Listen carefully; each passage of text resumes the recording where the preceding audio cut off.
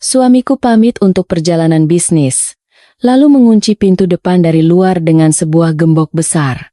Begitu mobilnya hilang dari pandangan, anak tiriku, Adi, yang kukira lumpuh total, tiba-tiba bangkit dari kursi rodanya dan mematikan katup tabung gas. Anak itu menatapku lekat-lekat dan berbisik, "Jangan berteriak, Bunda. Ayah sengaja mau membakar kita hidup-hidup." Sebelum cerita ini dimulai, silakan tinggalkan komentar dari negara mana Anda menonton video ini. Jangan lupa juga untuk menekan tombol suka dan berlangganan. Pagi yang tenang. Keheningan di perumahan mewah yang damai itu pecah oleh deru mesin halus sebuah Toyota Alphard hitam. Suamiku, Mas Bima, tampak sempurna dengan kemeja birunya yang licin tanpa satupun kerutan. Aroma parfum mahalnya campuran cendana dan sitrus masih mengambang di udara, menciptakan ilusi rasa aman yang selama ini membungkus hari-hariku. "Ingat pesanku." "Ya, Sari sayang," kata Mas Bima lembut, menyingkirkan sehelai rambut yang jatuh di dahiku. Tangannya hangat. Sentuhannya selalu membuatku merasa seperti wanita paling beruntung di dunia. Perjalanan bisnis ke Surabaya ini cuma 3 hari. Jangan kemana-mana, ya? Kamu tahu sendiri, kondisi Adi tidak memungkinkan untuk diajak jalan-jalan, dan aku tidak tenang kalau harus meninggalkan dia sendirian. Aku mengangguk patuh. "Iya, Mas. Aku akan jaga Adi baik-baik di rumah. Hati-hati di jalan." "Pasti." Mas Bima tersenyum-senyum yang sama yang membuatku jatuh cinta 2 tahun lalu.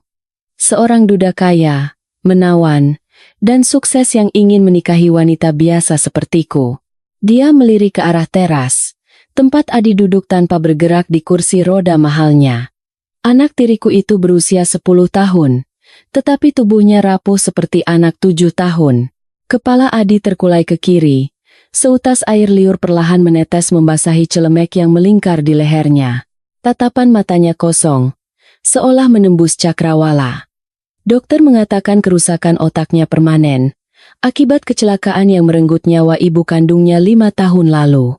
Adi menderita kelumpuhan total, tidak bisa bicara, dan hanya merespons dengan kedipan mata yang tidak teratur. "Tolong jaga Adi baik-baik. Dia satu-satunya peninggalan dari almarhumah," kata Mas Bima dengan nada yang tiba-tiba berat, menyiratkan duka mendalam seorang ayah yang tabah. "Tentu saja, Mas. Aku menyayangi Adi seperti anakku sendiri," jawabku tulus.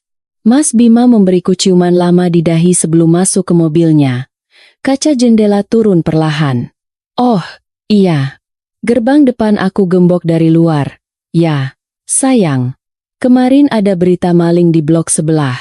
Kunci cadangannya ada di laci meja kerjaku, tapi gemboknya agak seret. Sebaiknya jangan dibuka kecuali darurat, biar aku tenang saat kerja." Tanpa menunggu jawabanku, dia melajukan mobilnya menuju gerbang tinggi yang memisahkan istana kami dari dunia luar. Aku mendengarnya turun sejenak, melilitkan rantai besi tebal di antara jeruji, diikuti suara gembok berat yang terkunci dengan bunyi klik yang memuakan. Mobil itu melaju dan menghilang di tikungan jalan. Hening. Begitu Mas Bima pergi, rumah raksasa ini terasa menyesakan. Aku menarik napas dalam-dalam, mencoba mengusir rasa cemas aneh yang tiba-tiba menekan dadaku. Mungkin ini hanya sindrom perpisahan sementara. Wajar jika seorang istri merasa kesepian saat suaminya pergi dinas. Aku berbalik dan mendekati Adi. "Ayo nak, kita masuk ke dalam. Udaranya mulai panas." Adi tidak merespons. Matanya masih terpaku pada gerbang yang baru saja dikunci ayahnya. Aku mendorong kursi rodanya ke ruang keluarga yang luas dan ber-AC. Lantai marmer yang dingin memantulkan siluet kami. Seorang ibu tiri muda dan seorang anak yang terperangkap di dalam tubuhnya sendiri. Jam menunjukkan pukul 10 pagi. Rutinitasku dimulai, mengganti popok Adi, menyuapinya bubur, dan membacakan dongeng. Mas Bima sangat ketat soal jadwal Adi. Dia tidak mengizinkan kami menyewa perawat dengan alasan privasi. "Aku tidak mau orang asing melihat penderitaan anakku," katanya suatu kali. Sekitar pukul 11, saat aku sedang membacakan dongeng tentang Satria dan Naga, Hidungku menangkap bau aneh. Sangat samar. Seperti bau telur busuk yang terbawa angin. Bercampur dengan pengharum ruangan lavender yang biasa kami gunakan. Aku berhenti membaca. Adi, kamu buang air besar ya? Tanyaku refleks. Meskipun aku baru saja mengganti popoknya 1 jam yang lalu. Aku memeriksa popoknya. Bersih.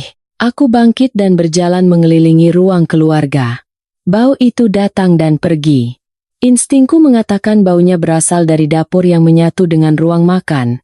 Tapi saat aku mendekat, semuanya tampak normal. Kompor induksi modern itu mati. Kenop-kenopnya berada di posisi off. Mungkin hanya perasaanku saja. Adi, gumamku pada diri sendiri. Aku teringat ucapan Mas Bima sambil tertawa. Kamu itu kadang-kadang suka berlebihan, sayang. Lupa mematikan keran air, kehilangan kunci, makanya aku harus selalu menjagamu. Ya, mungkin aku hanya bereaksi berlebihan. Mungkin bau dari saluran pembuangan luar masuk melalui ventilasi. Aku kembali ke sofa dan melanjutkan membaca. Tetapi 15 menit kemudian, kepalaku mulai terasa berat. Nyeri samar muncul di pelipis kananku, lalu menjalar ke belakang mata. Rasa kantuk yang tidak wajar mulai menyergapku. Kelopak mataku terasa panas dan sangat sulit untuk tetap terbuka. Aneh, padahal semalam aku cukup tidur. Aku melirik Adi. Dia masih tidak bergerak, tapi ada sesuatu yang berbeda.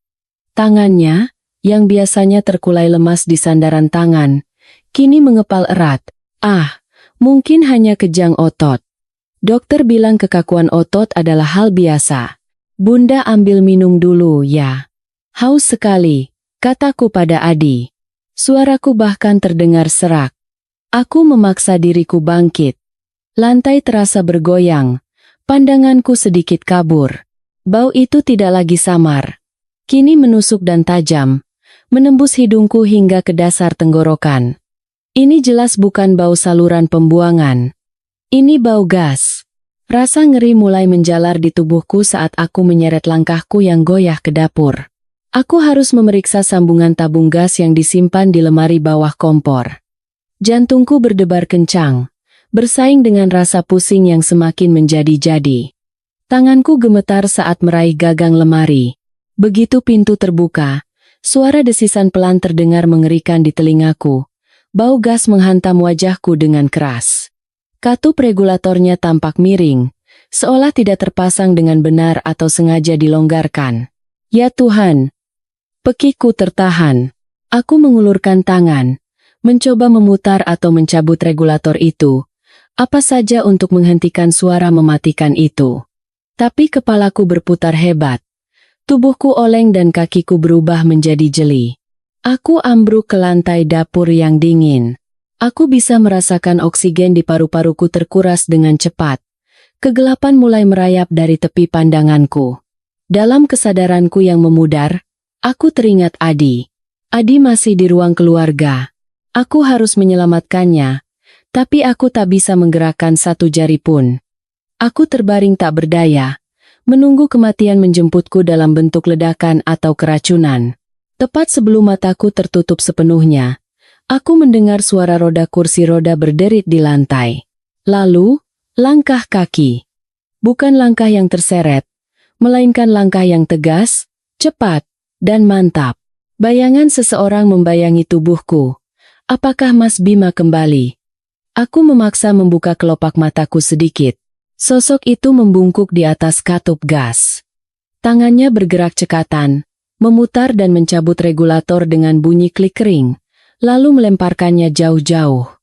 Suara desisan berhenti. Sosok itu berbalik dan menatapku. Itu Adi. Anak yang seharusnya lumpuh total itu kini berdiri di hadapanku, menatapku dengan ekspresi dingin, tajam, dan cerdas. Tak ada lagi air liur atau leher yang terkulai. Bibirnya bergerak, membisikkan kata-kata yang membekukan darahku lebih dingin dari marmer tempatku terbaring.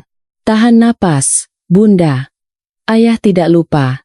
Dia sengaja mau membunuh kita hari ini. Aku terbatuk hebat sampai air mataku mengalir, saat udara segar menyerbu paru-paruku dengan paksa. Dadaku sakit seolah dipukul palu godam dari dalam, tapi rasa sakit itu adalah tanda bahwa aku masih hidup. Aku mencoba bangkit, bertumpu pada sikuku yang masih gemetar. Pemandangan di hadapanku menentang semua logika. Jendela-jendela besar di ruang keluarga dan dapur kini terbuka lebar.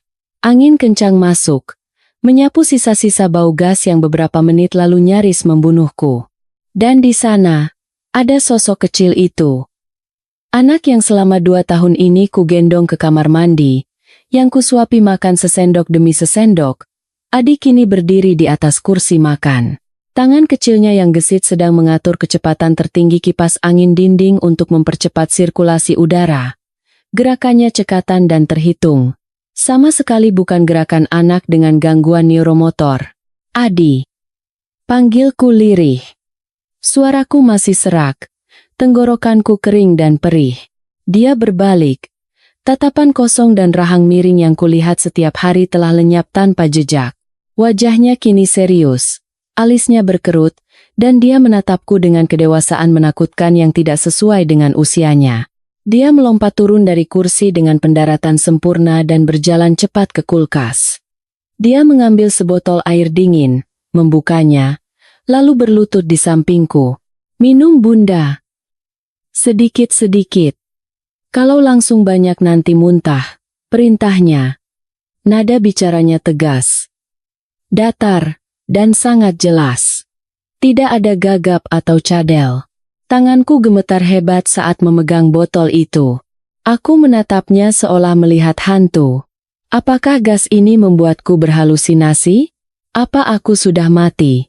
Apakah ini alam baka? Kamu bisa jalan? Tanyaku terbata-bata setelah minum seteguk. Sejak kapan?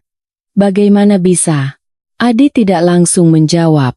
Dia bangkit, berjalan ke dapur, dan kembali membawa sesuatu di tangannya.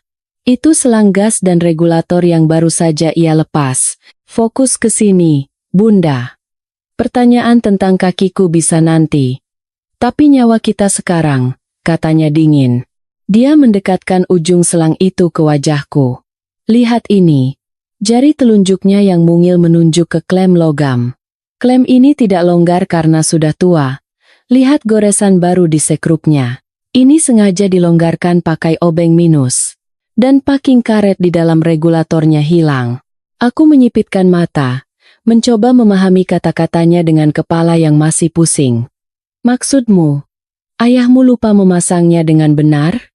Adi mendengus. Senyum sinis yang belum pernah kulihat terukir jelas di sudut bibirnya yang polos. "Ayah tidak pernah lupa apapun, Bunda. Dia seorang arsitek perfeksionis. Selembar buku yang miring di rak kerjanya saja bisa membuatnya marah. Apakah logis dia melupakan sesuatu yang menyangkut nyawa anak dan istrinya?" Jantungku berdebar kencang. Bukan lagi karena gas, tapi karena rasa takut sedingin es yang merayap di punggungku. Jadi, dia sengaja? Kebocoran gas. Gerbang digembok dari luar. Dia mengunci semua jendela sebelum pergi dan melarang Bunda keluar rumah demi keamanan. Adi memaparkan fakta-fakta itu seperti seorang detektif veteran. Jika aku benar-benar lumpuh seperti yang dia kira, dan Bunda pingsan karena gas, satu percikan kecil dari motor kulkas atau saklar lampu akan meledakkan rumah ini. Boom! Adi menatapku lekat. Semua orang akan mengira ini kecelakaan. Kelalaian seorang ibu rumah tangga yang lupa mematikan kompor. Ayah akan kembali, menangis di depan wartawan, lalu mencairkan polis asuransi jiwa Bunda yang baru diperpanjang bulan lalu. Aku menggelengkan kepala dengan keras. Air mata mulai mengalir. Penyangkalan adalah benteng pertahanan terakhirku. Tidak mungkin, Adi. Mas Bima mencintaiku. Dia suami yang baik. Dia merawatmu sendirian selama bertahun-tahun sebelum bertemu denganku. Bukan merawat, Bunda, potong Adi kasar. Suaranya bergetar karena amarah yang tertahan. Dia memenjarakanku. Adi mundur selangkah, menatap kakinya sendiri. Aku tidak pernah lumpuh karena kecelakaan itu. Kakiku patah, ya? Tapi setahun setelah ibu meninggal, aku sudah pulih total. Tapi aku sadar, Jika aku terlihat sehat dan pintar, aku akan mengalami nasib yang sama seperti ibu. Apa maksudmu? Bisikku ngeri. Ibuku tidak meninggal karena kecelakaan lalu lintas. Rem mobilnya blong karena selangnya dipotong. Aku ada di kursi belakang. Aku melihat ayah mengutak-atik sesuatu di bawah mobil sebelum kami pergi. Aku selamat, tapi ibu tidak. Adi menarik napas dalam-dalam. Sejak hari itu, aku memutuskan untuk pura-pura mati. Aku menjadi boneka cacat yang tidak berbahaya. Karena seorang pembunuh tidak akan merasa terancam oleh seonggok sayuran, kan? Aku menutup mulut dengan tanganku. Tubuhku gemetar hebat. Cerita ini terlalu mengerikan untuk menjadi kenyataan. Tapi kepingan-kepingan puzzle di kepalaku mulai menyatu. Sikap Mas Bima yang terkadang terlalu protektif. Larangannya agar aku tidak bekerja. Caranya yang halus mengisolasiku dari teman-temanku. Tiba-tiba, dering telepon memecah ketegangan di antara kami. Suaranya berasal dari ponselku di atas meja ruang tamu. Adi segera berbalik ke arahnya. Layar menyala, menampilkan nama kontak yang kini terasa seperti nama malaikat maut. Suamiku sayang. Wajah Adi memucat, tapi matanya bersinar waspada. Dalam sekejap, dia benar-benar berlari ke kursi rodanya. Melompat naik, merebahkan diri, memiringkan kepalanya ke kiri, dan membiarkan rahangnya jatuh. Dalam beberapa detik, sosok jenius yang dingin itu lenyap. Adi kembali menjadi anak lumpuh yang tak berdaya. Angkat. Bunda. Bisik Adi. Bibirnya nyaris tak bergerak. Suaranya sangat pelan, keluar dari gigi yang terkatup, tetapi penuh wibawa. Angkat sekarang. Jangan menangis. Jangan gemetar. Kalau dia curiga sedikit saja kita baik-baik saja, dia akan putar balik dan menghabisi kita dengan tangannya sendiri.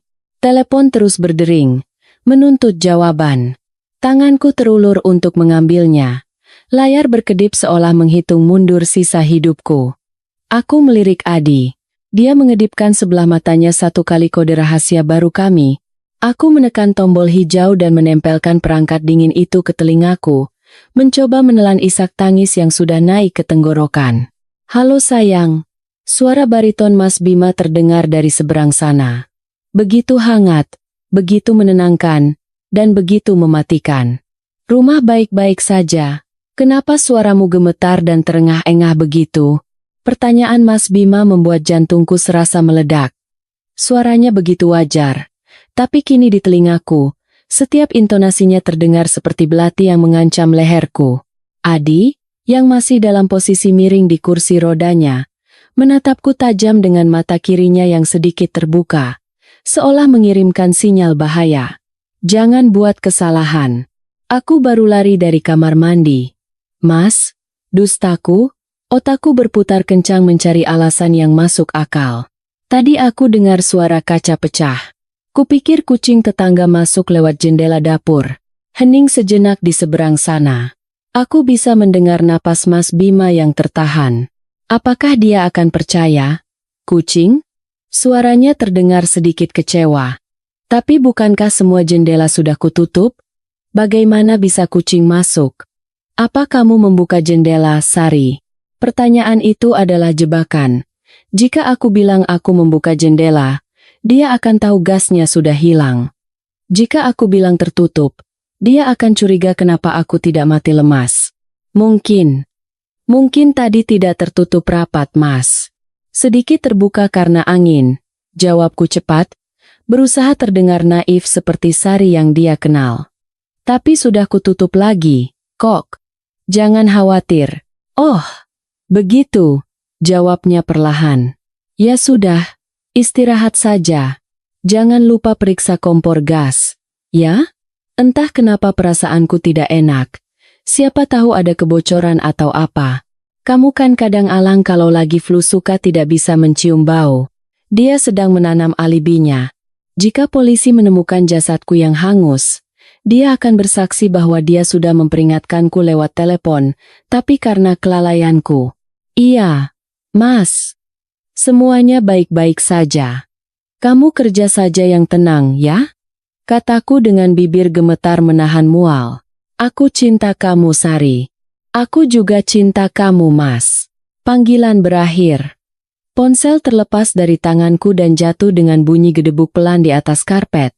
Tenagaku seolah terkuras habis. Aku merosot ke lantai, memeluk lututku, dan mulai menangis tanpa suara. Berhenti menangis, Bunda. Suara Adi kembali terdengar tegas. Dia menegakkan kepalanya dan mengusap bekas air liur palsu dengan punggung tangannya. Dia mendorong kursi rodanya mendekat dan menepuk bahuku. Dia kecewa kamu masih hidup. Nada bicaranya menunjukkan rencananya gagal. Aku menepis tangannya dengan kasar. Emosiku tidak stabil karena syok. Hentikan, Adi. Jangan bicara seperti itu tentang ayahmu. Mungkin regulatornya memang sudah tua. Mungkin kamu salah tentang ibumu. Mas Bima orang baik. Dia menyelamatkanku dari kemiskinan. Dia memberiku kehidupan baru. Dia menyelamatkanmu dari sana karena kamu yatim piatu dan tidak punya kerabat yang akan mencarimu jika kamu mati. Bentak Adi tiba-tiba. Suara anak itu menggema di ruang keluarga yang luas, membungkam tangisanku. Adi menatapku dengan ekspresi yang diwarnai kelelahan mendalam. Menurut Bunda, kenapa dia melarangmu berteman dengan para tetangga? Kenapa dia tidak suka kamu ikut arisan ibu-ibu kompleks? Kenapa dia memecat semua asisten rumah tangga sebulan sebelum menikah denganmu? Aku terdiam. Semua pertanyaan itu punya jawaban yang selalu diberikan Mas Bima kepadaku. Aku ingin kita punya privasi, sayang. Aku ingin menikmati waktu berdua denganmu. Dulu itu terdengar romantis. Sekarang, itu terdengar seperti isolasi di dalam penjara. Masih menyangkal? Adi merogoh saku celana pendeknya, saku yang kukira hanya berisi sapu tangan dan mengeluarkan sebuah benda hitam kecil. Sebuah perekam suara digital mini. Saat ayah berpikir aku hanya seonggok daging tak bernyawa di kursi roda, dia bebas menelepon di depanku, kata Adi sambil menekan tombol putar. Suara Mas Bima terdengar jernih dari alat kecil itu. Rekaman itu sepertinya dibuat beberapa hari yang lalu. Iya, Pak Pengacara. Polis asuransinya sudah aktif. Sempurna. Total 10 miliar rupiah jika meninggal karena kecelakaan dalam rumah, ya, baik. Saya pastikan semuanya beres minggu depan. Aku butuh uang itu secepatnya untuk melunasi utang judi online. Suara lain terdengar. Istriku? Ah, dia gampang sekali diatur. Bodoh dan naif sekali. Duniaku runtuh. Langit-langit rumah mewah ini serasa menimpaku. Kata bodoh dan naif itu diucapkan dengan nada menghina yang begitu menyakitkan, diiringi tawa pelan yang sama yang kudengar saat kami menonton acara komedi bersama. Suami yang kupuja, pangeran yang kupercaya telah menyelamatkanku, ternyata hanyalah monster yang terlilit utang judi. Rasa mual menyerangku. Perutku bergejolak, bukan karena gas, tapi karena kenyataan kejam yang menghantamku. Dia menyebutku naif, bisikku hampa. Anda tidak naif, potong Adi cepat. Dia menggenggam tanganku erat. Tangan kecilnya terasa kasar. Mungkin karena diam-diam berlatih menggerakkan kursi rodanya. Anda hanya terlalu baik. Dan orang jahat selalu memanfaatkan orang baik. Adi melirik jam dinding. Kita punya masalah baru, Bunda. Dia curiga. Dia pasti bertanya-tanya kenapa Bunda tidak keracunan. Dia pasti sedang memantau kita. Memantau? Bukankah dia di jalan tol? Tanyaku bingung. Mencoba mengumpulkan kesadaranku. Adi menunjuk ke sudut ruangan, tepat di atas lemari pajangan kaca yang tinggi. Di antara rangkaian bunga artifisial yang rimbun, sebuah titik kecil berkilau memantulkan cahaya. Kamera tersembunyi, kata Adi pelan. Dia memasangnya minggu lalu. Katanya itu sensor gerak untuk alarm. Bohong. Itu kamera yang terhubung langsung ke ponselnya. Darahku serasa membeku. Aku secara naluriah hampir melihat ke arah kamera. Jangan lihat, desis Adi dengan suara rendah. Dia menarik tanganku, membuatku menunduk. Dia mungkin sedang membuka aplikasinya sekarang untuk melihat kenapa Bunda bisa menjawab telepon tadi. Jika dia melihatku berdiri atau melihatmu sehat walafiat, dia akan tahu rencananya gagal total. Lalu, apa yang harus kita lakukan? Tanyaku panik. Kita beri dia pertunjukan. Mata Adi berkilat licik. Kita harus membuatnya percaya Bunda sedang sekarat perlahan. Buat dia merasa menang, supaya dia tidak kembali sekarang juga. Sebelum aku sempat menjawab, ponselku bergetar lagi. Notifikasi pesan baru. Dengan gemetar, aku melihat layar. Pesan dari Mas Bima. Sayangku. Kamera di ruang keluarga gambarnya gelap. Listrik mati. Ya? Coba nyalakan lampu. Aku mau lihat Adi baik-baik saja. Adi membaca pesan itu dari balik bahuku. Wajahnya menegang. Dia mengetes kita. Bisiknya. Listrik tidak mati. Dia mematikan fungsi inframerahnya dari jauh supaya layarnya gelap. Dia memancingmu untuk bergerak ke depan kamera. Adi menatapku. Dengan gerakan cepat, dia merobek sedikit kerah kemejanya sendiri agar terlihat berantakan. Bunda, tampar aku. Apa? Tampar pipiku. Perintahnya. Setelah menamparku, jatuhkan diri ke sofa. Pura-pura pusing berat karena gas dan tidak bisa mengendalikan emosi. Teriak-teriak padaku di depan kamera itu. Sekarang, tanganku terangkat ke udara. Gemetar karena beban moral yang serasa mematahkan tulang. Di hadapanku, Adi membusungkan dadanya. Matanya menatapku menantang sekaligus memohon. Lakukan, Bunda. Kalau tidak sekarang, kita mati, desisnya. Aku memejamkan mata, menggigit bibirku sampai terasa asin darah, dan mengayunkan tanganku. Plak, suara tamparan menggema di ruangan yang sunyi. Telapak tanganku terasa terbakar, tapi hatiku jauh lebih sakit. Wajah Adi berpaling ke samping. Pipinya langsung memerah. Dalam sekejap, Adi mengubah ekspresinya. Mulutnya terbuka lebar, dan erangan yang memilukan, sesak, dan menyedihkan keluar dari tenggorokannya. Air mata palsu atau mungkin asli karena rasa sakit mengalir di pipinya. Dia kembali menjadi anak cacat yang malang. Aku segera masuk ke dalam peranku. Menggunakan sisa-sisa pusing akibat gas sebagai dasar aktingku, aku meluapkan semua rasa ngeri dan amarahku. Diam! Adi! Diam! Teriakku histeris. Aku mencengkeram kepalaku. Berjalan terhuyung-huyung di depan lemari pajangan tempat kamera sialan itu bersembunyi. Kepalaku sakit. Gara-gara kamu. Gara-gara bau ini. Aku bisa gila. Aku ambruk ke sofa. Meronta-ronta gelisah. Memukul-mukul bantal. Mas Bima. Mas Bima. Tolong. Kepalaku mau pecah. Racauku dengan suara cukup keras agar bisa ditangkap oleh mikrofon kamera. Beberapa detik yang menyiksa berlalu. Ponselku di meja bergetar. Aku meraihnya dengan napas terengah-engah. Pesan dari suamiku, sayang. Sayang, ada apa? Aku lihat di kamera kamu teriak-teriak. Apa kamu sakit? Kalau pusing, tidur saja di sofa. Jangan marahi Adi. Kasihan dia kaget. Jangan buka pintu dulu ya. Siapa tahu ada orang jahat di luar. Aku akan segera pulang, sayang. Tapi jalanan macet sekali. Aku membaca pesan itu dengan tangan gemetar. Dia melihatnya. Dia melihat sandiwaranya. Dan yang paling menakutkan, dia menyuruhku tidur dan tidak membuka pintu. Perintah halus agar aku terus menghirup sisa gas beracun sampai aku mati dalam tidur. Adi, yang masih terisak di kursi rodanya, perlahan menghentikan tangisnya saat melihatku meletakkan ponsel. Dia memberi isyarat dengan matanya, menunjuk ke arah kiri. Aku mengikuti pandangannya. Dia menunjuk ke koridor yang menuju dapur kotor dan kamar mandi pelayan yang sudah lama tidak kami gunakan. Ke belakang. Aman. Bisik Adi tanpa suara. Aku mengangguk samar. Masih dalam sandiwara, aku bangkit berdiri. Aku mau muntah. Erangku keras-keras. Minggir. Adi.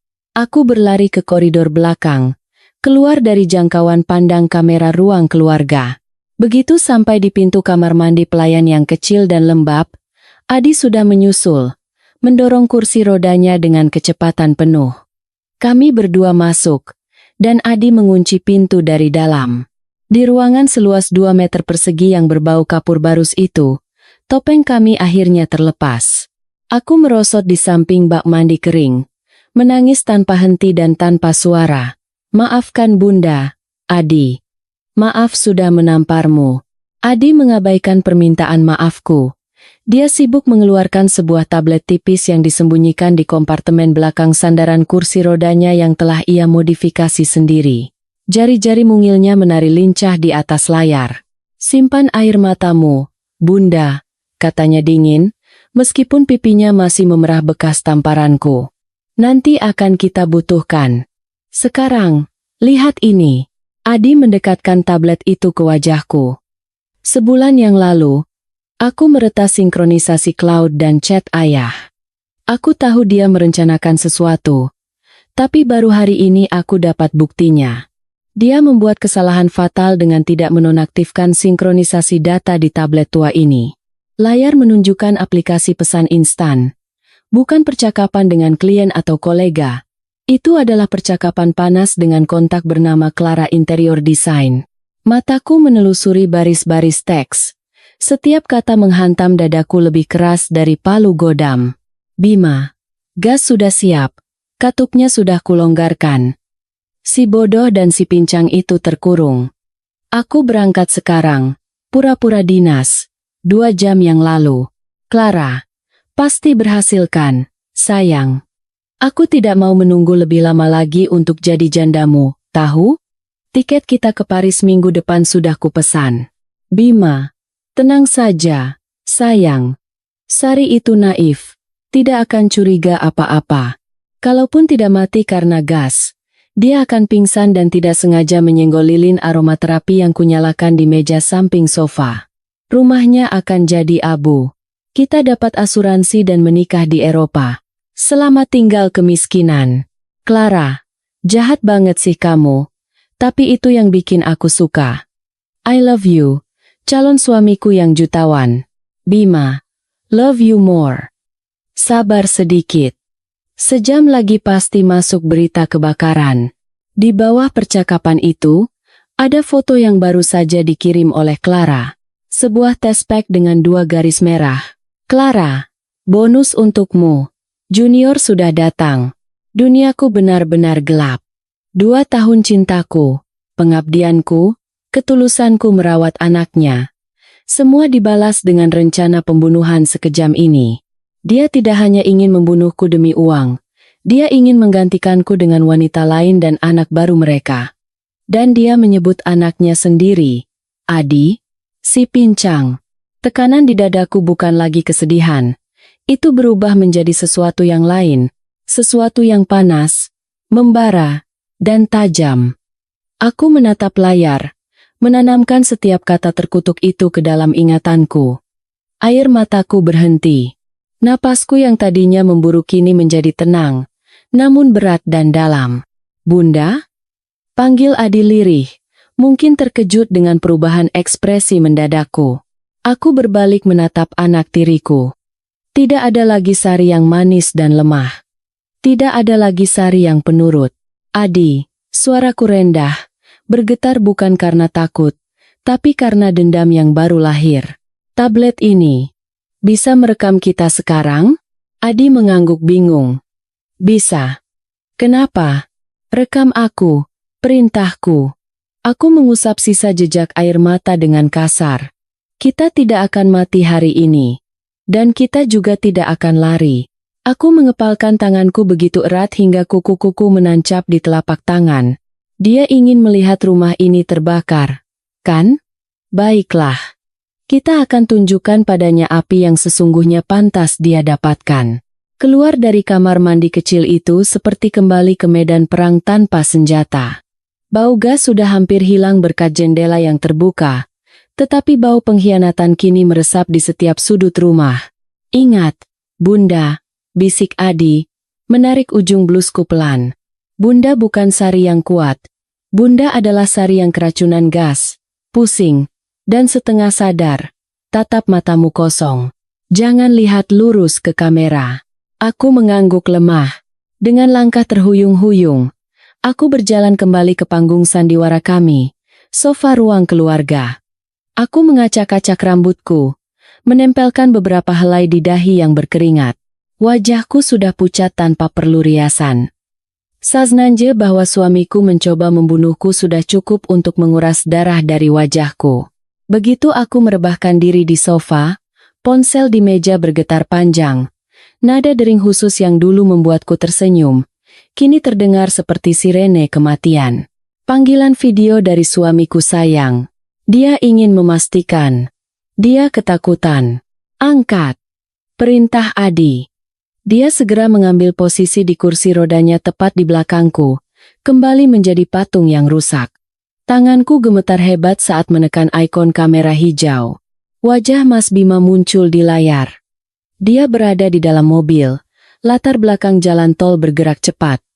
Wajahnya, ya Tuhan, wajahnya masih sama menawannya, dihiasi senyum khawatir yang begitu meyakinkan. Jika aku tidak membaca pesannya dengan Clara, aku akan luluh melihat ekspresinya. Astaga, sayang, kamu pucat sekali. Serunya begitu melihatku di layar. Suaranya terdengar kaget, tapi mataku yang kini terbuka lebar menangkap kilatan antisipasi dalam tatapannya. Aku menelan ludah yang terasa pahit. Mas Bima. Rintihku, membiarkan suaraku pecah. Aku tidak tahan lagi, Mas. Pusing sekali. Mual. Ada apa? Masih bau gas? Tanyanya cepat. Bau. Baunya terus berputar di kepalaku. Jawabku lirih, memejamkan mata seolah tak sanggup menatap layar. Aku hanya ingin tidur. Mengantuk sekali. Sudut bibir Mas Bima bergerak sedikit. Senyum yang nyaris tak kentara. Tapi aku melihatnya. Dia senang. Dia pikir rasa kantuk itu adalah gejala hipoksia. Kekurangan oksigen fatal sebelum kematian. Ya sudah, sayang. Jangan dipaksa melek, katanya dengan suara selembut sutra, diselingi batu kecil. Mungkin kamu memang butuh istirahat panjang. Tidur saja di sofa, ya? Jangan bergerak, biar tenagamu pulih. Istirahat panjang. Dia menyuruhku untuk tidur selamanya. Tapi, Adi. Aku sedikit menggeser kamera ponsel untuk menunjukkan Adi yang terkulai dengan mata kosong dan mulut setengah terbuka. Adi belum makan. Tidak apa-apa. Potong Mas Bima kasar. Suaranya sedikit lebih keras dan tidak sabar. Adi itu kuat. Dia bisa tahan tidak makan sebentar. Yang penting itu kamu. Tidurlah, sayang. Istirahat demi aku. Iya. Setetes air mata mengalir di pipiku. Ini bukan akting. Ini air mata kesakitan melihat pria yang pernah kuikrarkan cinta abadi, kini memohon agar aku menerima kematian demi kekasihnya yang sedang hamil. Iya, Mas. Aku akan tidur. Bagus. Aku sayang sekali padamu. Mimpi indah, ya, Sari, katanya. Itu adalah ucapan selamat tinggalnya. Klik. Panggilan berakhir. Begitu layar menjadi gelap, ketegaranku runtuh. Aku melempar ponsel ke bantal dan berlari ke wastafel dapur. Aku memuntahkan cairan empedu yang pahit dan bening. Tubuhku kejang-kejang. Aku merasa jijik, merasa kotor karena pernah disentuh oleh tangan yang merencanakan pembunuhan ini. Depresi yang hitam dan pekat menyelimutiku. Aku sendirian di rumah raksasa ini, terkurung bersama seorang anak kecil, melawan monster yang memegang semua kunci. Bagaimana jika rencana kami gagal? Bagaimana jika dia punya rencana B? Bagaimana jika malam ini adalah malam terakhir dalam hidupku? Aku merosot ke lantai dapur, memeluk lututku. Isak putus asa mulai keluar dari tenggorokanku. Hentikan mengasihani diri sendiri. Suara Adi terdengar lagi. Kali ini bukan memerintah, tapi dingin dan pragmatis. Roda kursi rodanya berderit mendekat. Bunda bisa menangis sepuasnya saat dia membusuk di penjara. Sekarang, bangun. Aku menatap Adi dengan mata bengkak. Aku takut, Adi. Dia suamiku. Bagaimana bisa? Kenapa? Karena dia bajingan, jawab Adi enteng. Dia kembali mengutak-atik tabletnya. Jari-jari kecilnya meluncur cepat di atas layar. Aku melacak lokasi GPS mobilnya melalui aplikasi navigasi. Seharusnya dia sudah jauh sekarang, arah ke Cirebon. Apa dia percaya? Menurutmu dia percaya aku akan tidur? Sepertinya begitu. Ya. Tiba-tiba, jari-jari Adi berhenti. Matanya membelalak. Wajahnya yang tadinya tenang menjadi kaku dan pucat. Adi, ada apa? Tanyaku, merasakan suasana menjadi berat dan mencekam. Adi menelan ludah. Dia mengangkat tabletnya dan menunjukkan padaku peta digital dengan titik merah yang berkedip. Bunda. Suaranya bergetar untuk pertama kalinya. Titik ini mobil ayah. Aku menyipitkan mata. Lalu, dia sudah jauh kan? Tidak. Adi menggelengkan kepalanya perlahan. Dia menatapku dengan ngeri. Dia baru saja keluar di pintu tol pertama. Dan sekarang, titiknya berbalik arah. Dia kembali ke sini. Jantungku serasa berhenti berdetak. Dia tahu, bisik Adi, sesuatu dalam aktingmu tidak meyakinkannya. Atau mungkin dia menyadari jendela di belakangmu sedikit terbuka saat video call tadi. Dia tidak benar-benar akan dinas. Dia hanya menunggu di dekat sini. Adi melihat jam dinding, lalu menatapku. 20 menit lagi dia sampai. Dan ketika dia tiba dan menemukan kita masih hidup tanpa ada kebakaran, dia tidak akan menggunakan gas lagi. Dia akan menghabisi kita dengan tangannya sendiri. 20 menit. Pekiku dalam bisikan. Adrenalin memompa kakiku yang tadi lemas. Kita harus lari, Adi. Keluar dari sini sekarang juga. Panjat tembok belakang atau teriak ke satpam kompleks. Tidak ada gunanya, Bunda. Seru Adi, menarikku dari kepanikan butaku. Pos satpam 1 kilometer jauhnya. Tembok belakang tingginya 3 meter dan dipasangi kawat berduri. Dan gerbang depan, Bunda lupa? Dia menguncinya dengan rantai besi. Kita terkurung. Jadi kita menyerah dan membiarkannya membunuh kita? Tanyaku putus asa. Adi menggeleng. Wajah anak itu mengeras. Tatapannya bukan lagi milik seorang anak, melainkan seorang prajurit yang terpojok. Tidak. Kita tidak lari. Kita sambut dia. Adi memutar kursi rodanya dengan cepat ke lemari di bawah televisi. Bantu aku geser ini, Bunda. Cepat, aku tidak bertanya. Dengan sisa tenaga, aku mendorong perabotan jati yang berat itu. Di dinding belakangnya, ada sebuah lubang ventilasi rendah dengan sekrup yang longgar. Lepaskan teralinya, perintah Adi. Aku menarik terali logam itu. Di dalamnya ada kotak pancing tua milik Mas Bima yang kukira hilang tahun lalu. Kejutan kecil untuknya. Gumam Adi sambil membuka kotak itu. Mataku membelalak melihat isinya. Tidak ada kail atau senar pancing. Di dalamnya ada barang-barang yang dikumpulkan Adi secara diam-diam.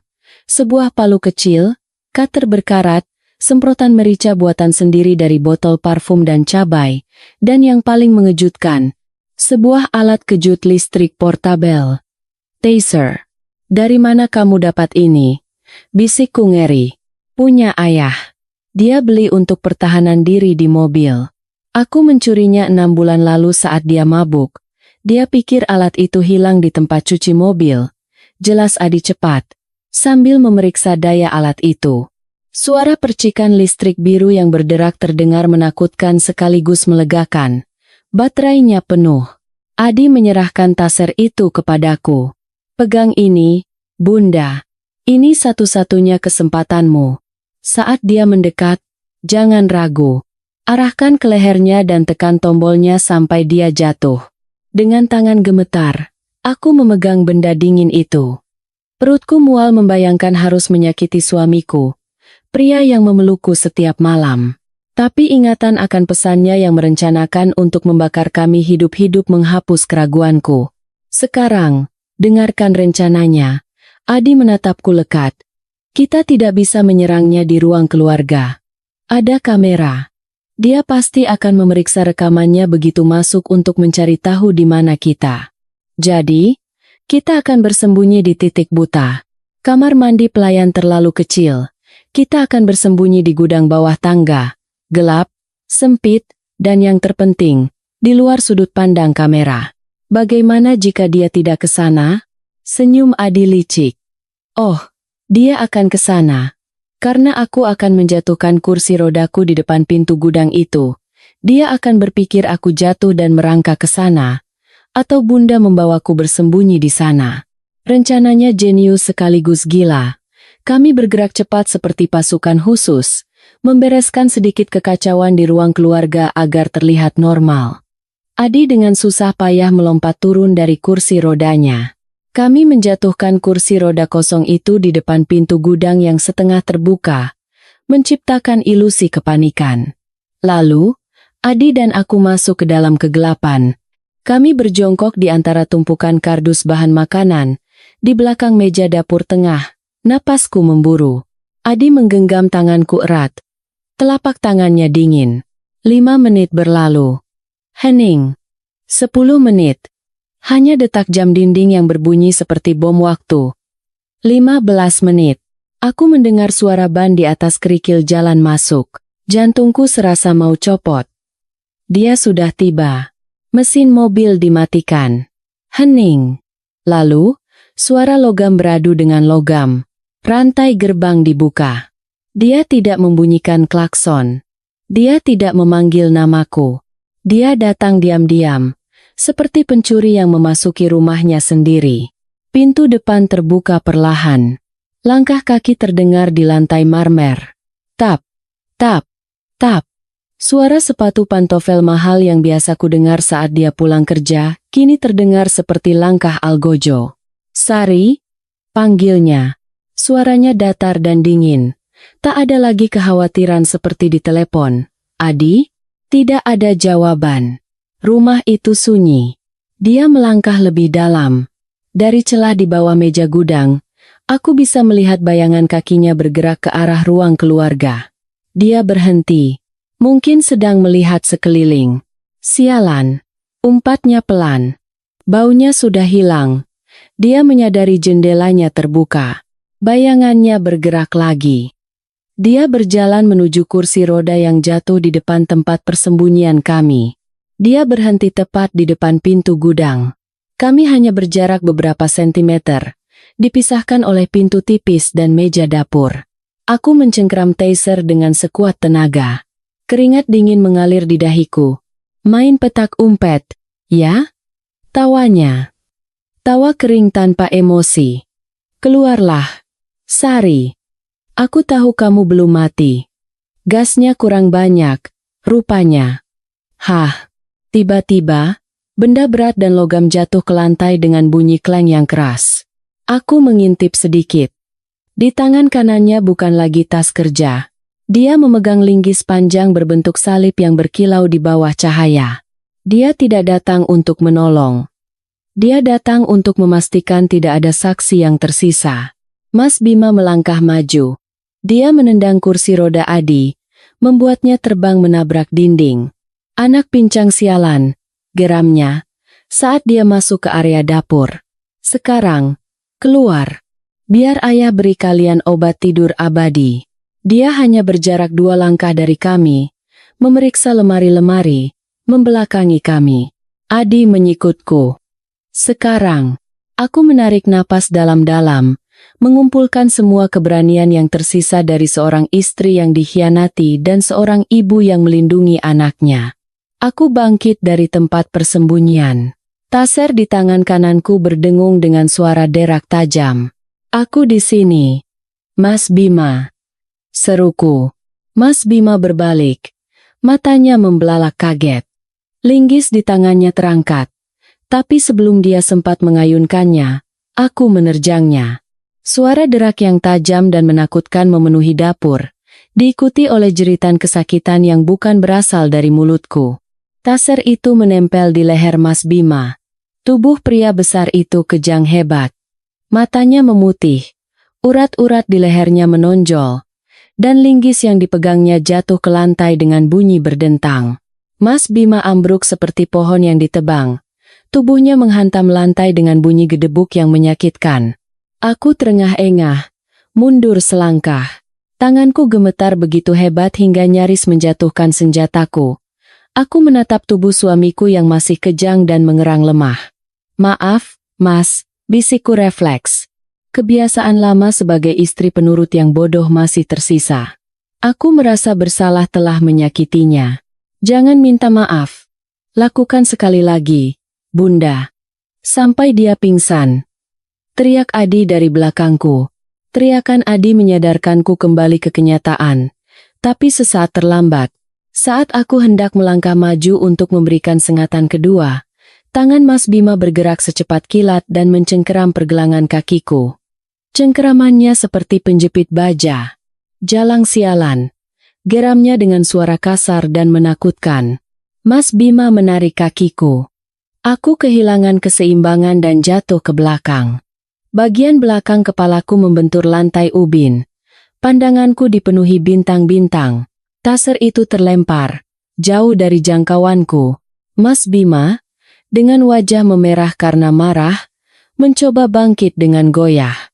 Matanya menatapku dengan niat membunuh yang murni. Dia merangkak ke arahku, tangannya terulur untuk mencekikku. "Mati kau, Sari." Aku memejamkan mata, mengangkat tangan untuk melindungi diri dari serangan yang tak terhindarkan. Splat.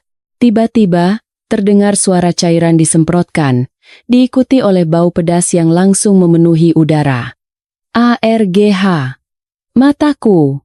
Mas Bima berteriak histeris, melepaskan pergelangan kakiku dan berguling-guling di lantai, mencengkeram wajahnya. Adi berdiri di sana, memegang botol parfum berisi campuran air dan cabai.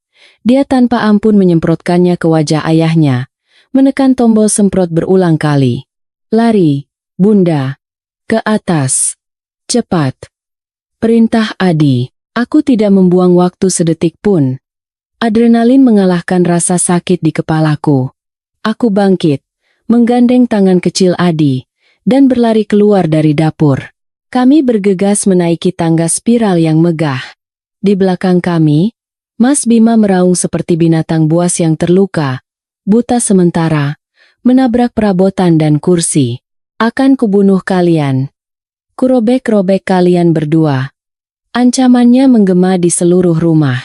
Kami sampai di lantai 2 dan langsung masuk ke kamar tidur utama, kamar yang menjadi saksi bisu kebahagiaan palsuku. Aku membanting pintu jati yang tebal itu dan memasang kunci ganda. Tidak puas, aku menyeret lemari rias yang berat untuk mengganjal pintu. Napas kami yang terengah-engah terdengar di kamar yang sunyi. Aku bersandar di tempat tidur dan merosot ke lantai. Tubuhku gemetar tak terkendali. Rasa ngeri datang kembali. Kali ini lebih hebat. Kami terkurung. Jendela di kamar ini memiliki terali besi permanen.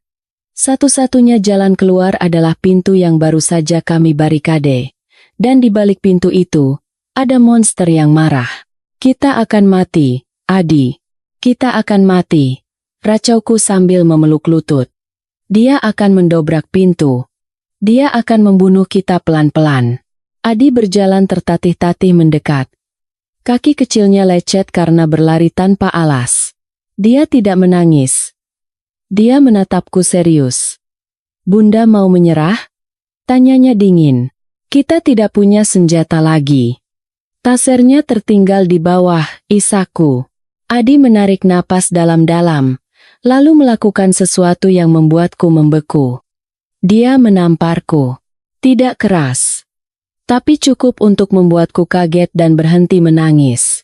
"Lihat aku, Bunda," serunya. "Lihat aku." Aku menatap mata anak 10 tahun itu, mata yang menyimpan dendam bertahun-tahun atas kematian ibunya. "Kita seharusnya sudah mati di dapur tadi. Kalau Bunda masih menjadi wanita lemah yang menunggu dengan pasrah, ya, kita akan mati malam ini. Ayah tidak akan berhenti. Dia sudah melihat kakiku normal. Dia tahu Bunda tahu rencananya. Tidak ada jalan untuk kembali. Adi menunjuk ke pintu yang dibarikade. Di balik pintu itu bukan lagi suamimu. Itu orang asing yang menginginkan uangmu. Itu pria yang menyebutmu naif di depan kekasihnya. Apa Bunda akan menerima disebut naif? Membiarkan diri dibakar seperti sampah? Kata-katanya menyulut sesuatu di dalam diriku. Rasa takut yang sedingin es perlahan berubah menjadi bara api yang panas. Bayangan cat Mas Bima dan Clara kembali melintas di benakku. Sari itu naif, bodoh dan naif sekali. Perlahan, aku bangkit berdiri, mengusap air mata dengan punggung tanganku. Kali ini, dengan gerakan kasar dan tegas. Aku berjalan ke cermin besar di lemari pakaian. Aku melihat pantulanku, rambut acak-acakan, lebam di dahi, blus robek di bahu. Tapi Mataku tidak lagi redup.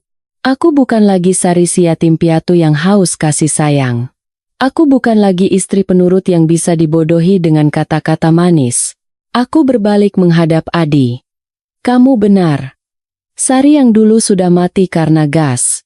Aku berjalan ke brankas kecil yang tertanam di dinding di balik sebuah lukisan. Adi, kamu ingat kombinasinya? Ulang tahun pernikahan ayahmu dan ibu kandungmu. Ingat? Adi mengangguk bingung. 17 Juli. Mas Bima itu orang yang sentimental. Meskipun dia bajingan. Dia tidak pernah mengubahnya karena malas menghafal kombinasi baru. Kataku sambil memutar kombinasi digital. Klik. Pintu brankas terbuka. Di dalamnya ada revolver tua peninggalan kakek Mas Bima yang seorang kolektor dan sekotak peluru. Mas Bima menyimpannya untuk berjaga-jaga. Tapi dia sendiri takut menggunakannya. Aku mengambil bongkahan logam yang berat dan dingin itu. Tanganku tidak lagi gemetar. Dia mau perang. Kan? Gumamku sambil memeriksa silindernya. Penuh. Kita beri dia perang. Tapi tepat saat aku memegang senjata di tanganku, merasakan secercah kemenangan, hidungku mencium bau yang familiar. Asap, bukan asap rokok, tapi bau kayu dan kain yang terbakar. Adi berlari ke celah di bawah pintu. Asap tipis keabu-abuan mulai merembes masuk. Bunda. Suara Adi pecah. Dia tidak mencoba mendobrak pintu. Dia membakar tangga. Dia membakar lantai 1. Dari bawah, terdengar teriakan Mas Bima, diselingi tawa gila di antara batuknya. Keluar atau mati terpanggang. Pilih sendiri. Tikus-tikus kecil. Panas mulai merambat dari lantai. Kami terkurung di lantai 2 sebuah rumah yang terbakar, dengan seorang psikopat menunggu di satu-satunya jalan keluar. Aku melihat pistol, lalu Adi, dan terakhir jendela berterali. Adi! Panggilku tenang. Ambil selimut tebal dari lemari dan basahi dengan air di kamar mandi. Apa rencana Bunda? Aku menarik palu revolver itu. Kita tidak akan mati terpanggang. Kita akan menerobos api itu. Dan jika dia menghalangi jalan kita, aku menatap pintu yang mulai terasa panas. Aku akan meledakkan isi kepalanya. Panas. Itu satu-satunya kata yang bisa menggambarkan situasi ini. Udara bukan lagi oksigen, melainkan uap membara yang memanggang kulit. Pintu jati yang tebal itu panas saat disentuh. Di baliknya, api menjelati kayu, menuntut untuk masuk. Adi keluar dari kamar mandi, basah kuyup, menyeret selimut tebal yang sama basahnya. Pakai ini, Bunda, perintahnya. Suaranya tidak panik, hanya fokus mutlak. Tutup hidungmu, jangan hirup asapnya. Kita akan merangkak. Asap naik ke atas. Udara bersih ada di bawah. Aku mengangguk, mencengkeram gagang revolver. Aku belum pernah menembakkan pistol seumur hidupku. Adi, panggilku sebelum kami bergerak. Jika Bunda gagal, jika Bunda tidak bisa menarik pelatuknya, kamu lari. Jangan pedulikan Bunda. Adi menatapku, tangan kecilnya yang basah menangkup pipiku. Bunda tidak akan gagal. Bayangkan wajahnya saat dia menyebutmu naif. Bayangkan wajahnya saat dia melonggarkan katup gas. Tarik pelatuknya bukan untuk membunuh, tapi untuk bertahan hidup. Aku menarik napas dalam-dalam dan mengangguk tegas. Kami bergerak ke pintu. Sementara Adi menghitung sampai 3, aku mendorong lemari rias, memutar kunci, dan membuka pintu. Wush! Asap hitam pekat menyerbu masuk sekaligus. Mataku perih. Aku mulai terbatuk, tapi kain basah menutupi hidungku. Lantai! Teriak Adi. Kami menjatuhkan diri dan merangkak keluar kamar. Koridor lantai 2 adalah neraka kecil. Karpet di ujung koridor dekat tangga terbakar. Api menjalar ke wallpaper dinding. Tapi yang paling menakutkan adalah keheningan di lantai bawah. Mas Bima tidak lagi berteriak. Dia menunggu. Kami merangkak perlahan ke pagar tangga yang menghadap ke ruang keluarga. Lantai 1 penuh asap, tapi api terkonsentrasi di area dapur dan bagian bawah tangga. Aku mengintip dari sela-sela pagar. Di bawah, di dasar tangga, berdirilah Mas Bima, di tengah asap. Dia tidak lagi memegang linggis. Kini, di tangan kanannya tergenggam pisau daging besar. Dia menunggu kami, memblokir satu-satunya jalan keluar. Dia di bawah, bisikku pada Adi. Bawa pisau. Kita tidak bisa turun lewat tangga. Kita akan tertusuk sebelum sampai. Jawab Adi. Kalau tembakanmu meleset, dia akan menerkam sebelum Bunda bisa membidik lagi. Mata Adi memindai sekeliling dengan cepat, menganalisis. Pandangannya terpaku pada lampu gantung kristal raksasa yang tergantung di lobi, tepat di belakang tempat Mas Bima berdiri. Rantai lampu gantung itu terpasang pada balok di langit-langit lantai kami, dan kaitnya tersembunyi di dalam lemari servis kecil di koridor. Bunda, bisik Adi, matanya berkilat jahat. Kita tidak perlu turun dan melawannya. Kita jatuhkan langit-langit ke atasnya. Lemari servis itu hanya berjarak 2 meter. Terkunci, kataku. Tidak bagiku. Adi mengeluarkan kawat bengkok dari sakunya. Aku sudah belajar membuka semua kunci di rumah ini sejak umur 8 tahun. Adi merangkak ke lemari itu. Asap semakin tebal. Aku tetap mengarahkan pistol ke bawah, mengawasi Mas Bima. Tanganku gemetar. Terdengar bunyi klik pelan. Pintu lemari terbuka.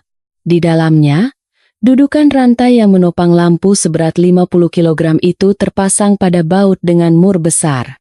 Murnya berkarat. Gumam Adi. Aku butuh alat. Aku menyodorkan pistol dengan gagang kayu yang kokoh. Tidak. Bunda awasi. Tembak kalau dia melihatku. Adi mengambil patung angsa kecil dari meja konsol dan mulai memukul mur itu. Tang. Tang. Suara logam menggema ke bawah. Mas Bima mendongak. Wah, tikus-tikus kecil mau renovasi sebelum mati ya? Teriaknya dengan suara serak. Sedang apa kalian di sana? Mas Bima mulai naik. 1 anak tangga. 2 anak tangga. Adi. Dia naik. Teriakku panik. Hampir. Adi memukul mur itu dengan sekuat tenaga. Tang. Mas Bima mempercepat langkahnya. Wajahnya adalah topeng horor luka bakar ringan, mata bengkak dan senyum seorang psikopat. Pisaunya berkilauan di tengah api. Ayah datang, Adi. Sayang, katanya bernyanyi. Dia hanya berjarak 5 meter dari kami. Tidak ada pilihan lain. Aku berdiri dan membidik lurus ke dadanya. Berhenti, teriakku. Mas Bima berhenti, melihat pistol itu, lalu tertawa terbahak-bahak. Kamu mau menembak? Dia menggeleng. Sari, kamu yang gemetaran hanya karena memegang pisau dapur, punya nyali untuk menarik pelatuk itu revolver kuno. Pelatuknya butuh tenaga 5 kilo untuk ditarik. Jari-jarimu yang lentik itu akan patah sebelum pelurunya keluar. Dia melangkah maju lagi. Dia menggunakan manipulasi terakhirnya. Sial. Tanganku gemetar. Keraguan menyergapku. Adi, cepat, teriakku. Lepas, teriak Adi, bersamaan dengan suara krak, yang keras. Bukan suara tembakan. Itu suara baut besi yang patah. Rantai yang menahan lampu gantung itu terlepas. Mas Bima menatap ke atas. Matanya membelalak.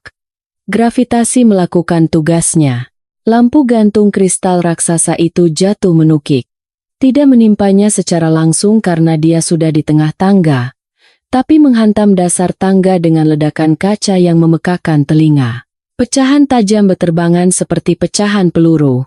Dampaknya membuat tangga kayu yang sudah dilemahkan api itu bergetar. Strukturnya tidak kuat. Krak, bruk. Anak tangga tempat Mas Bima berdiri patah. Kayu yang terbakar itu ambruk, dan Mas Bima jatuh melalui lubang itu ke dalam api yang berkobar di bawahnya. Arge! Jeritannya tajam, diikuti suara tubuhnya menghantam puing-puing yang membara. Aku membeku, menatap lubang menganga di tangga. Kita berhasil. Bisikku tak percaya. Belum. Adi menarik tanganku. Tangga putus. Kita terkurung. Dan api semakin naik. Benar, runtuhnya tangga mengubah aliran udara, dan api kini berkobar lebih hebat melalui lubang itu. Kami tidak bisa turun. Terisolasi total. Tiba-tiba, dari ujung koridor yang lain, dari arah balkon belakang yang tidak kami pertimbangkan sama sekali, terdengar suara kaca pecah dari luar. Lalu, suara asing, tegas, dan rendah. Polisi, jangan bergerak. Aku berbalik kaget, tapi yang kurasakan bukan lega, melainkan takut. Apa ini polisi sungguhan? Atau anak buah Mas Bima? Sosok yang melompat masuk melalui jendela balkon tidak berseragam. Dia mengenakan jaket kulit hitam, masker, dan membawa senapan laras panjang. Dia membidik lurus ke arahku. Letakkan senjatanya, Bu. Sekarang, jangan tembak. Tolong kami. Teriakan Adi memecah ketegangan. Pria berjaket kulit itu sedikit menurunkan senapannya. Matanya yang tajam menatap Adi. Lalu dia mengangkat tangan, menunjukkan lencana polisi yang tergantung di kalung di balik jaketnya. Direktorat Tindak Pidana Siber Polri. 10 menit yang lalu, Adi mengirimkan sinyal darurat dan lokasi real-time ke unit siber kami, kata pria itu. Letakkan senjatanya. Kami di sini untuk menyelamatkan kalian. Lututku lemas. Revolver itu jatuh ke lantai. Lewat sini, cepat. Langit-langit akan runtuh. Perintah petugas itu. Dia berlari ke arah kami, menggendong Adi di lengannya dan menarik lenganku. Kami berlari keluar ke balkon belakang. Udara malam yang dingin menerpa wajah kami. Di bawah, taman kami adalah lautan lampu merah dan biru. Mobil pemadam kebakaran, mobil polisi, ambulans. Kami menuruni tangga darurat yang dibentangkan oleh petugas pemadam. Begitu kakiku menyentuh rumput, beberapa paramedis berlari ke arah kami, menyelimuti kami dengan selimut termal. Anda terluka, Bu? Tanya seorang perawat, memeriksa dahiku. Aku menggeleng. Mataku terpaku pada rumah yang terbakar. Dari pintu depan yang dilalap api, sesosok tubuh keluar terhuyung-huyung. Itu Mas Bima. Pakaian mahalnya kini adalah kain rombeng yang terbakar dan menempel di kulitnya. Wajahnya yang menawan kini merah, melepuh, dan menghitam karena jelaga. Dia tampak seperti mayat hidup. Sari. Jeritannya bukan karena sakit, tapi amarah murni. Dia melihatku di samping ambulans. Adrenalin gila membuatnya mengabaikan rasa sakit dan puluhan polisi. Dia berlari tertatih-tatih ke arahku. Pisau daging itu masih tergenggam erat di tangannya. Berhenti. Jatuhkan senjata. Teriak para polisi serempak. Mas Bima mengabaikan mereka. Matanya yang merah dan bengkak hanya tertuju padaku. Kau menghancurkan semuanya. Asuransiku. Hidupku. Raungnya di depan puluhan saksi. Seharusnya kau mati diam-diam. Terbakar bersama anak pincang itu. Para tetangga menjerit ngeri mendengar pengakuannya. Situasi menjadi kacau. Adi, yang duduk di ambulans, tiba-tiba melompat turun. Tidak ada lagi akting. Dengan langkah tegas, dia menerobos barisan polisi dan berdiri di depanku, merentangkan lengan mungilnya untuk melindungiku. Mas Bima tertegun melihat pemandangan itu, berhenti di tempat. Kau. Suara Mas Bima pecah. Kau bisa jalan. Adi mengangkat dagunya, menatap ayahnya. Tidak ada rasa takut, hanya penghinaan yang mendalam. Iya, ayah. Aku bisa jalan, jawab Adi dengan suara jelas dan lantang. Aku juga bisa lari, bicara, dan merekam semua rencana pembunuhanmu. Adi mengangkat tabletnya. Layarnya menyala, terhubung secara nirkabel ke pengeras suara mobil polisi. Rekaman percakapan Mas Bima dan Clara menggema di seluruh kompleks perumahan. Sari itu naif. Kita dapat asuransi dan menikah di Eropa. Selamat tinggal kemiskinan. Semua orang terdiam. Kengerian terpancar di wajah para tetangga. Mas Bima, yang memucat di balik luka bakarnya, mundur selangkah.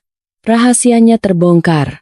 Untuk pertama kalinya, dia menatapku dengan memohon. Sari, sayang, itu cuma bercanda. Aku melangkah maju, melewati Adi. Aku menatap lurus ke mata pria yang pernah kucintai. Jangan panggil aku sayang, kataku dengan suara sedingin es. Wanita bodoh yang kau nikahi itu sudah mati di dalam sana. Yang ada di sini, Mas Bima, adalah saksi yang akan memastikan kau membusuk di penjara seumur hidupmu. Tidak, teriak Mas Bima histeris. Dia mengangkat pisaunya lagi serangan bunuh diri terakhir ke arahku. Dor, tembakan peringatan polisi menggema di udara, tapi tenggelam oleh suara ledakan lain yang jauh lebih besar. Blarer, tabung gas di dapur, sumber dari semua mimpi buruk ini, akhirnya menyerah pada panas. Ledakan itu mengguncang rumah. Gelombang kejutnya menghantam punggung Mas Bima, membuatnya jatuh tersungkur di depan sepatu bot para petugas. Langit-langit runtuh, menembakkan pilar api ke langit malam. Rumah itu hancur. Tamat. Mas Bima mengerang di lantai, tak bisa bergerak. Para petugas mengerumuninya, memborgol pergelangan tangannya yang melepuh dengan borgol dingin. Bima Prasetyo, Anda ditahan atas tuduhan percobaan pembunuhan, penipuan asuransi, dan kekerasan dalam rumah tangga. Aku menyaksikan dalam diam saat mereka menyeret suamiku ke mobil polisi seperti binatang. Dia menatapku untuk terakhir kalinya. Tatapannya kosong, hancur, dan kalah. Aku tidak berpaling. Aku menatapnya sampai dia menghilang. Sebuah tangan kecil menggenggam tanganku. Aku menunduk. Adi tersenyum samar padaku. Senyum tulus pertamanya yang pernah kulihat. Sudah berakhir, Bunda, bisiknya. Aku memeluknya erat-erat. Iya, Nak. Sudah berakhir. Tapi saat mataku memindai kerumunan, pandanganku terpaku pada sebuah sedan merah yang diparkir di ujung jalan. Melalui jendela yang setengah terbuka, aku melihat seorang wanita berkacamata hitam menatap kami dengan tegang. Tangannya diletakkan di atas perutnya yang membuncit. Clara. Dia melihat semuanya. Dan saat tatapan kami bertemu, dia dengan cepat menaikkan kaca jendela dan melarikan diri dari tempat itu. Aku menyipitkan mata. Karma untuk Mas Bima sudah lunas, tapi urusan kami dengan wanita itu belum selesai. 6 bulan kemudian, bunyi palu hakim terdengar lebih merdu dari musik apapun. Pengadilan menyatakan terdakwa Bima Prasetyo terbukti bersalah atas tindak pidana percobaan pembunuhan dan penipuan asuransi. Terdakwa dijatuhi hukuman 20 tahun penjara. Ruang sidang riuh. Kilatan kamera menyambar ke arah pria yang merosot di kursi pesakitan. Mas Bima tidak lagi terlihat seperti pangeran. Separuh wajahnya dipenuhi bekas luka. Jalannya menjadi pincang permanen. Ironisnya, pria yang memalsukan kelumpuhan anaknya, kini benar-benar cacat. Dia menatapku. Matanya yang kalah bertemu dengan mataku. Tidak ada kebencian dalam tatapanku, hanya kehampaan yang dingin. Di sampingku, Adi duduk tegak dengan setelan jas kecilnya. Dia menggenggam tanganku erat saat petugas membawa ayahnya pergi. Saat melewati kami, Mas Bima berhenti. Adi, suaranya adalah bisikan yang pecah. Jaga bundamu. Aku tersenyum samar. Tanpa Anda suruh pun, akan saya lakukan. Karena saya ibunya. Ibu kandungnya, bukan istri bodoh yang Anda kira. Mas Bima menunduk, dan setetes air mata mengalir di pipinya yang rusak sebelum dia diseret pergi. Saat keluar, kami berpapasan dengan Clara. 2 orang polwan mengawalnya. Dia mengenakan baju tahanan oranye. Perutnya yang hamil tampak menonjol. Tangannya diborgol. Melihat kami, dia hancur. "Mbak Sari," isaknya. "Tolong saya, Mbak. Ini semua suruhan Mas Bima. Anak ini tidak bersalah. Tolong cabut kesaksian, Mbak. Tolong." Aku menatapnya dari atas ke bawah. Sari yang dulu mungkin akan merasa kasihan. Tapi aku teringat pesannya yang tertawa saat merencanakan kematianku. Aku mendekat dan berbisik di telinganya. "Anaknya memang tidak bersalah, Clara. Tapi ibunya adalah monster serakah. Nikmati kehamilanmu di penjara. Dan jangan khawatir. Karma tidak pernah salah alamat. Tiketmu ke Paris memang batal. Tapi mungkin tiket ke lapas Pondok Bambu masih tersedia." Clara menjerit saat diseret pergi.